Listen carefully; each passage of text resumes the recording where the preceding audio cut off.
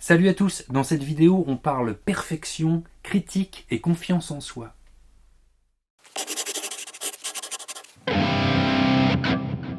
Bonjour à tous, je m'appelle Romain Morlot, je suis éditeur indépendant et d'habitude sur cette chaîne on parle de guitare, de trucs de guitariste. Mais aujourd'hui, après une petite remise en situation, le thème de cette vidéo sera ouvert à tout le monde, chacun dans son domaine, que vous soyez pâtissier, écrivain, entrepreneur, danseuse ou amoureux. Depuis quelques semaines, il y a un thème qui est devenu très à la mode sur YouTube pour les guitaristes. Il s'agit des guitaristes qui retouchent leurs enregistrements audio et vidéo pour les faire paraître parfaits. Alors on est sur du photoshopage guitaristique, pour qu'il ait la police, la taille fine et la fesse galbée. Alors certains crient à la malhonnêteté, d'autres disent qu'aujourd'hui c'est comme ça qu'on travaille. Moi, j'en ai un peu rien à battre, mais ça m'a amené à réfléchir sur d'autres thèmes qui nous touchent tous. Donc perfection, critique et confiance en soi, c'est de ça qu'on parle dans cette vidéo. Alors la perfection d'abord. Or, une éventuelle perfection mathématique, ou une idée très personnelle d'une espèce d'idéal ou d'harmonie, je reste persuadé que la perfection, elle, n'existe pas. Pour moi, la perfection, c'est qu'un concept, parce que une fois atteinte, il suffit de la regarder au microscope et elle disparaît. Quelque chose de lisse, une fois regardé au microscope, c'est plus lisse. Ou il suffit d'attendre un petit peu pour voir arriver quelque chose de mieux. Et si quelque chose est mieux, c'est que ce qui remplace, c'était pas parfait. Ce concept de perfection, il est à double tranchant. Si on vise la perfection dans le sens d'une certaine exigence, une piste d'amélioration, elle peut nous tirer vers le haut. Et dans ces cas-là, ça vaut le coup qu'on lui court après. Mais si on se l'impose et qu'elle devient une condition pour valider nos travaux, je peux pas mettre cette vidéo en ligne parce que l'éclairage il était pas parfait et j'ai bafouillé. Non, j'enverrai mon manuscrit à un éditeur plus tard, faut que je retravaille le dernier chapitre. Non, je l'appellerai à un autre moment parce que... Non, je l'appellerai à un moment où je serai moins stressé. Non, je vais pas leur montrer mon travail tout de suite, il y a des trucs à revoir, faut que je cale encore certains trucs. Dans ces cas-là, la perfection devient, je pense, une excuse derrière laquelle on se cache pour cacher son manque de confiance en soi. On se met à craindre les conséquences de l'imperfection, et du coup, pour éviter de faire face à ces conséquences, on fait rien. Du coup, c'est très confortable, Notre projet, il risque pas d'échouer, notre proposition, elle pourra pas être refusée, mon travail pourra pas être mal accueilli, et celle que j'aime, elle pourra pas m'éconduire. Vu qu'on fait rien. Mais en plus, j'ai un super alibi, je suis perfectionniste. Qui pourrait m'en vouloir d'exiger la perfection? Alors que, en tant que personne qui va présenter son travail, qu'est-ce que je crains en fait? Le regard, le jugement des autres en fait, le fait d'être jugé parce que ce qu'on propose c'est pas parfait aux yeux des autres, ou d'être moqué parce que même si j'ai mis tout mon talent et tout ce que je sais faire dans mon travail, il n'aura pas été suffisant pour atteindre l'objectif que je m'étais fixé. En fait, c'est pas tant qu'on n'ait pas confiance en notre talent, en notre travail, en nos compétences, mais on dirait qu'on n'a pas confiance en nos compétences à accueillir le jugement des autres, la critique. Alors que la critique, même si elle est redoutée quand elle est négative, elle est la bienvenue.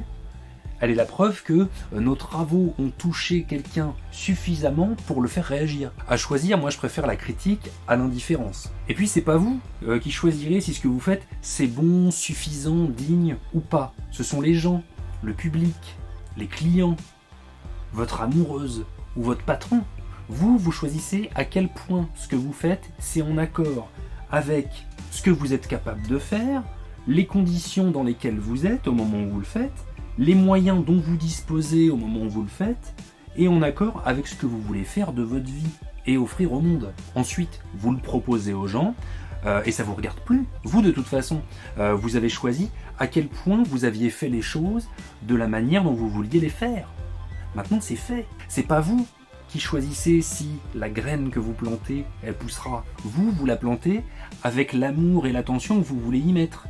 Et ensuite, si elle pousse, vous avez bien fait de la planter. Maintenant, si elle pousse pas, vous avez bien fait de la planter. Parce que la prochaine fois, avec l'expérience, vous la planterez pas de la même façon. Ou vous la planterez peut-être pas au même endroit. Ce sont peut-être les conditions qui étaient pas bonnes. Pas votre graine ou la façon dont vous l'avez plantée. Bon voilà, une vidéo bien différente de ce que je vous propose d'habitude. Voilà, je vous cache pas que là, avec le succès de mon bouquin, j'ai plus une seconde à moi. Période de Noël, c'est Miss Soupli, je n'arrête pas. Donc c'est merveilleux, je vous en remercie. Mais du coup, ça fait des vidéos peut-être un petit peu moins travaillées que d'habitude. Voilà, donc bientôt Noël. Si vous ne saviez pas quoi offrir sous le sapin et que les thèmes que je viens d'aborder dans cette vidéo rapidement vous ont plu, je vous conseille des bouquins. Voilà, le premier, il s'appelle Trembler mais oser, de Suzanne Jeffers.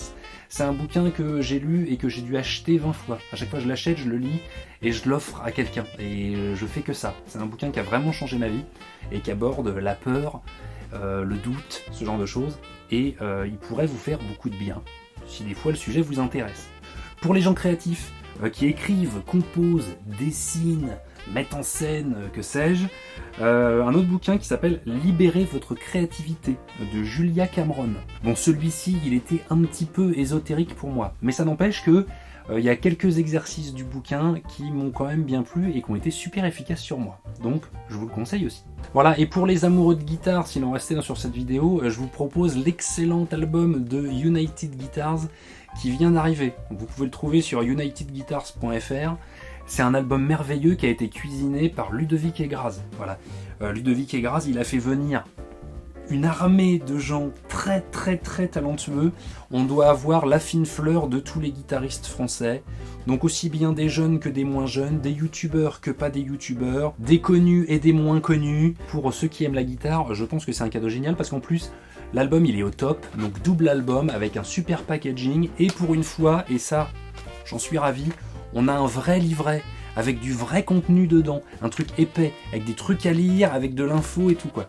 Donc gros big up, voilà. Et en plus, si vous regardez bien, il y a mon nom à l'intérieur et il y a même mon logo en tout petit là.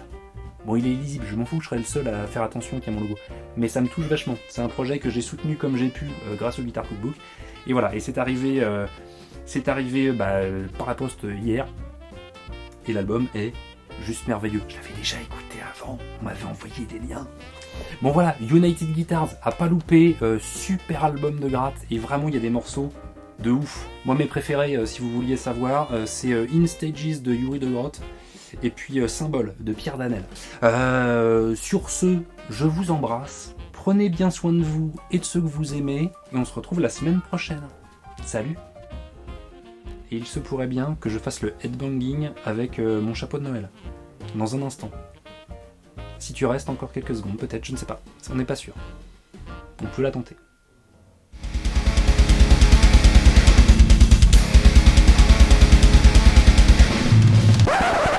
Ah, ça fait mal au cou.